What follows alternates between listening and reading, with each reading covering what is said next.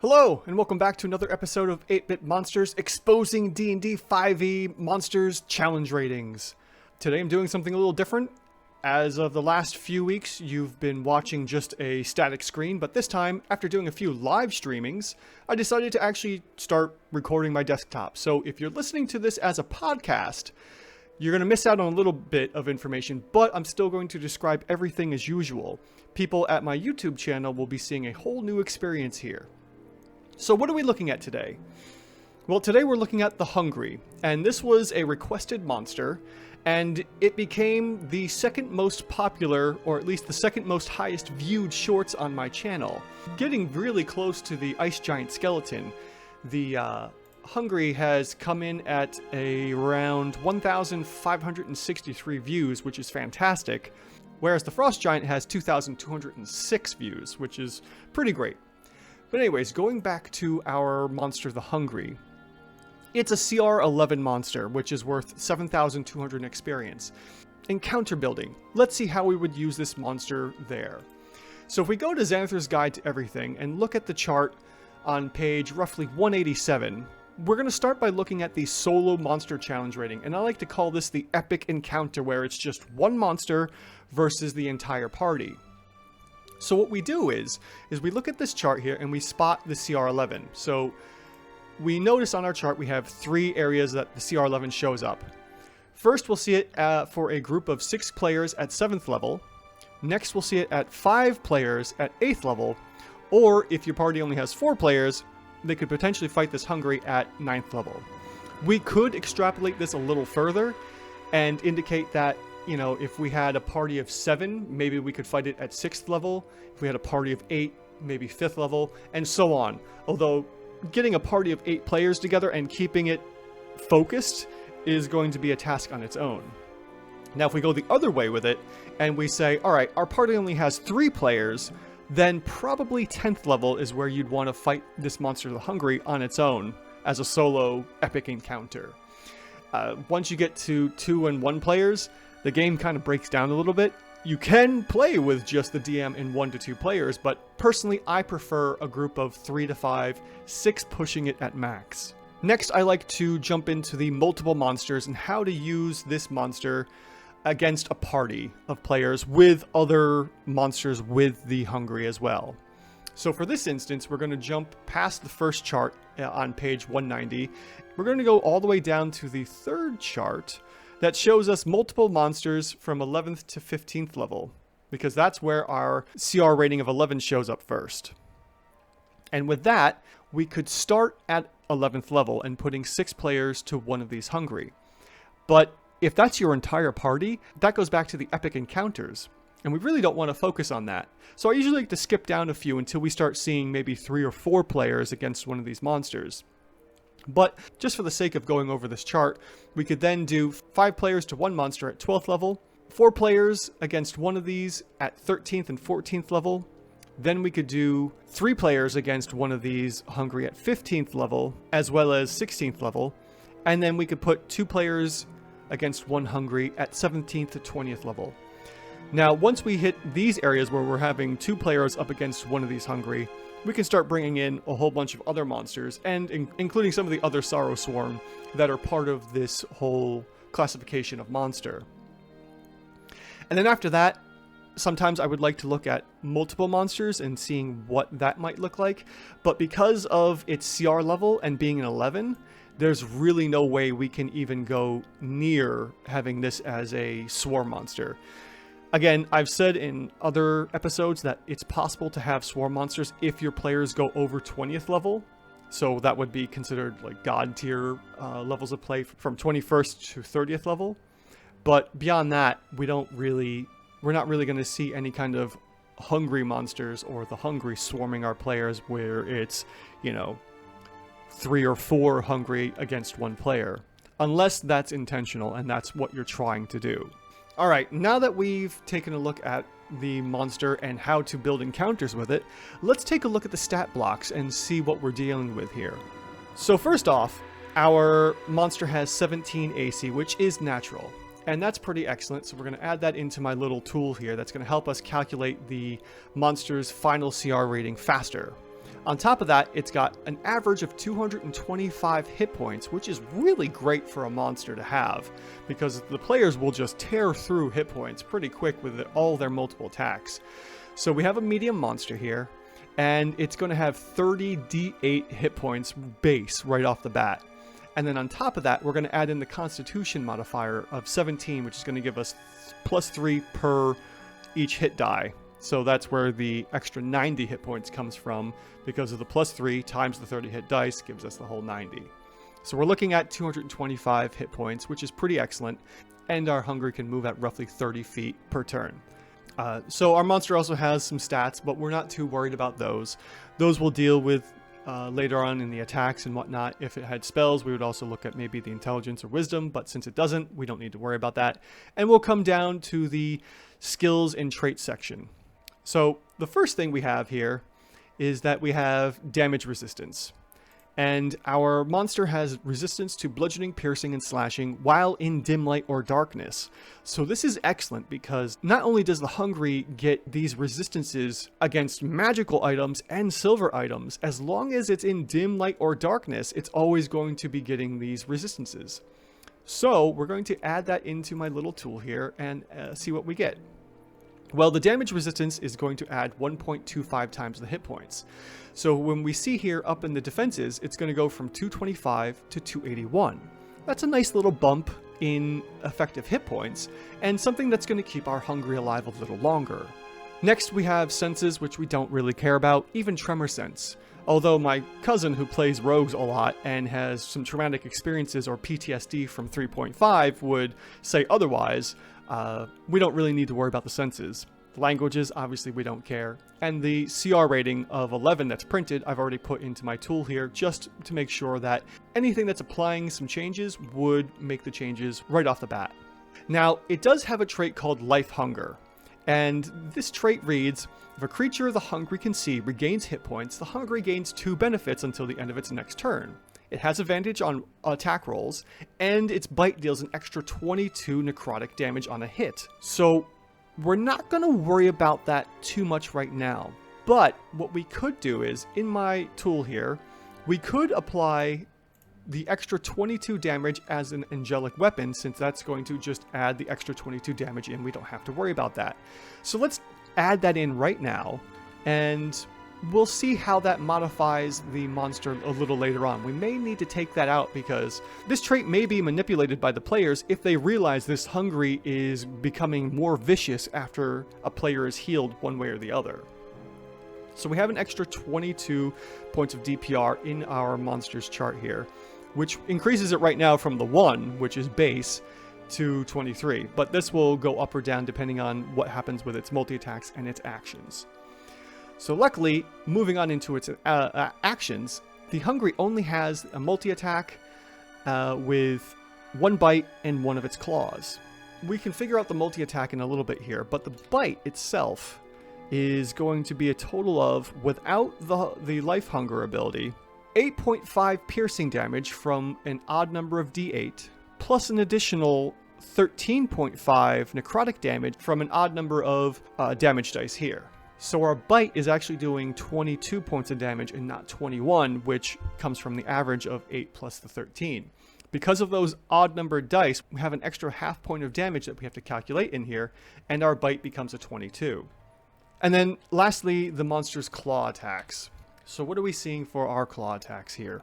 Well, the claws have a 10-foot reach, which is pretty great, but the bite doesn't. So we could potentially start with our monster a little out of range with the 10-foot reach and then come in for the bite afterwards.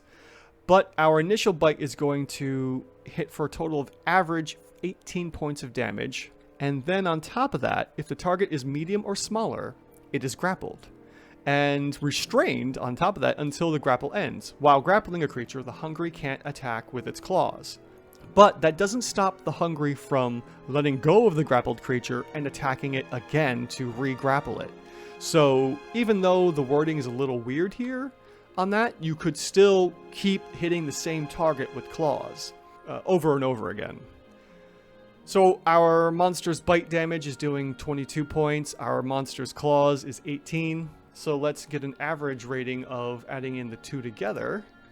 and we'll see how much we get for the multi-attack, which is a 40. So we will be applying that to our DPR here in a moment to get the offensive CR ratings in just a little bit.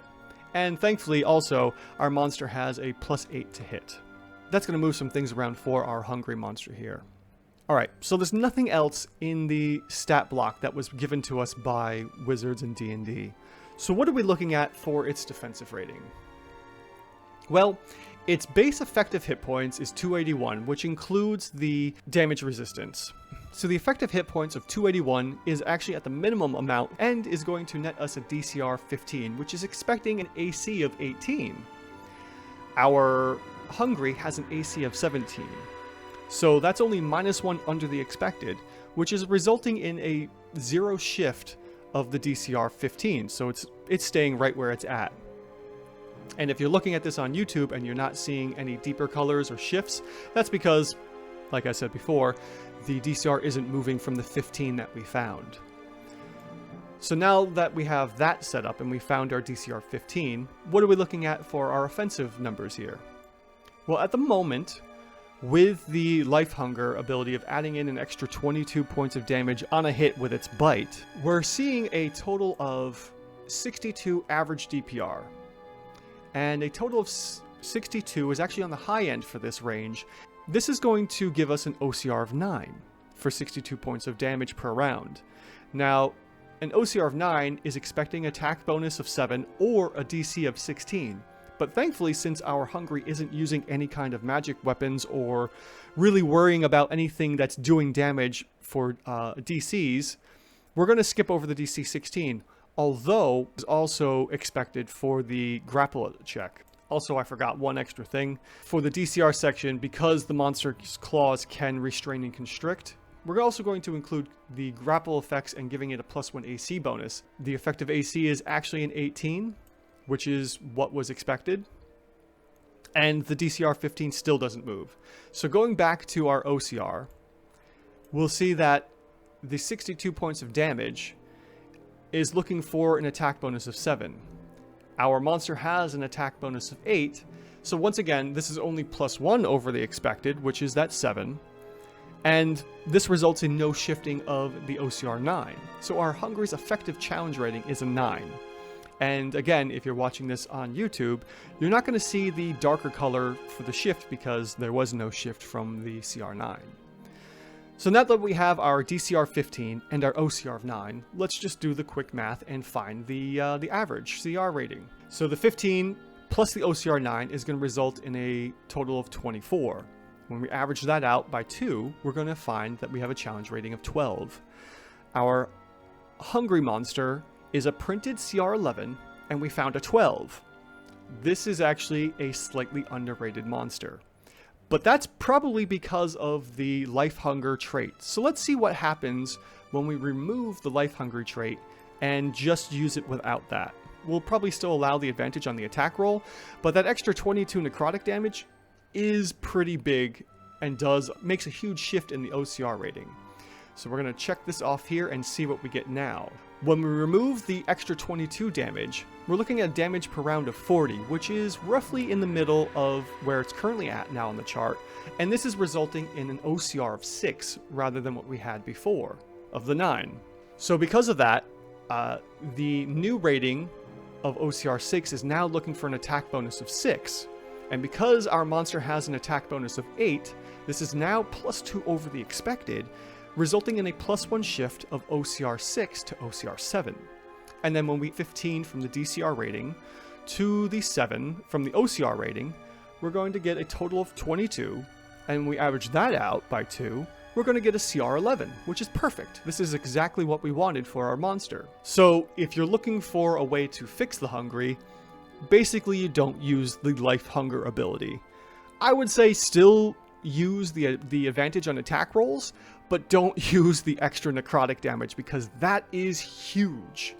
That is so much damage. It's wild how much that is changing the OCR from its base 6 all the way up to a 9.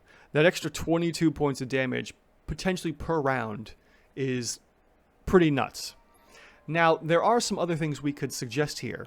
That if the players aren't paying attention and notice that it's doing a a huge amount of damage when someone heals, and then when they're not healing and the hungry doesn't get that extra point of damage from life hunger, you know, it's really on the players then. So if they constantly heal around the hungry, they're going to see that they shouldn't be healing, and they're going to end up dealing with all the damage that they're getting because they're healing. So the little bit amount of heal players are getting is no benefit to the amount of damage that this thing is dealing because of what's going on. Alright, now that we have our monster figured out, what could we do to modify? Someone had asked me a while back, what could I do to modify these monsters? Well, there's a bunch of different things we could do. One of the fun things we could do is say, okay, this monster now gets save proficiencies. And we could go, instead of giving it 0 to 2 saves, we could say, alright, well, this monster is really based off of its strength, so we could give it, you know, saves on strength. And we could also say, since its constitution is another one of its higher abilities, we could also give it saves on constitution. Possibly charismatic. We could give it some charisma, or we could give it a save to charisma as well, because of how gruesome this monster actually is and how frightening it is. So having a slightly higher charisma save could be beneficial. So let's say we give our hungry monster here 3 saves: strength, constitution, and charisma. Let's see what happens to it now. Well, the monster's going to get a +2 effective AC bonus, and that's going to shift it from the AC 17 to AC 18 because of its constructability in the claws. And then finally, the effective AC is going to finish off at 20 because of the extra saves that we gave it here. Now, what happens on the chart here? Well, we still have the 281 hit points from the resistances. That's still a DCR 15, which is expecting an AC of 18. But because our monster has an effective AC of 20, that's now +2 over the expected, resulting in a +1 shift from 15 to 16. And then the overall shift is going to end up being a CR 12 again. So giving it that little bit of a bump, even if the life hunger trait doesn't trigger, we're now shifting it up from a DCR 11 to, we're now shifting it from a CR 11 to a CR 12.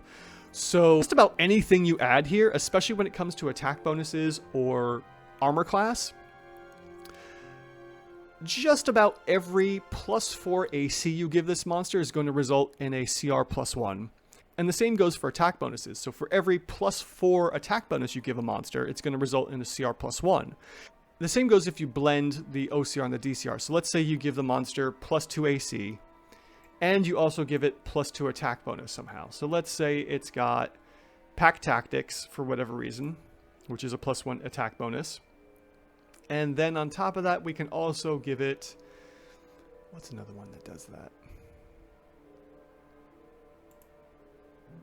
Ambusher. Let's say we give the monster Ambusher and Pack Tactics. So this increases it to a +2 attack bonus and a +2 AC bonus from the save proficiencies. So now we're looking at a DCR of 16 still, but now our OCR jumps from the CR 7 to the CR 8. Originally we had an attack bonus of 8, but because we gave it +2 more, the effective attack bonus is now a 10. So when we look at and we see that originally our CR 6 required an attack bonus of 6, but now it's a 10, that's going to be +4 over the expected, resulting in a +2 shift, moving it from 6 to 7. We now have a CR 8. On top of the 16, this is still a CR 12 when we do the math here, but it's just going to keep going up from there. The more we keep adding to it, the more we're going to see these shifts. And again, the +2 attack bonus or +2 armor class is a rough estimate because it really depends on where the monster is already with its expected ratings and its actual effective ratings. Alright, so how would I use the Hungry in battle? Well, the Hungry is definitely a frontline attacker. This would be the monster that charges up into battle and just starts clawing, hugging, and just devouring the players through its bite and claws. On top of that, we would be looking for any triggering effects for healing. So We would want to see that happen so we can get advantage on the attack rolls, and we would also look for the extra 22 damage when the Life Hunger procs. After that, I would bring in some other Sorrowsworn that are probably more ranged based or magically based. But after that, it's really just either swarming your player with a few of these melee based, or having some kind of a complemented group of monsters where, you know, you have 1 or 2 hungry up in the front lines and a couple mid or long range in the back supporting the hungry while the hungry are trying to do what they're trying to do. Thank you for joining me again as we expose another monster from D&D 5th edition. Join me again next week as we take another look and expose another monster from D&D and see what is going on with these monsters.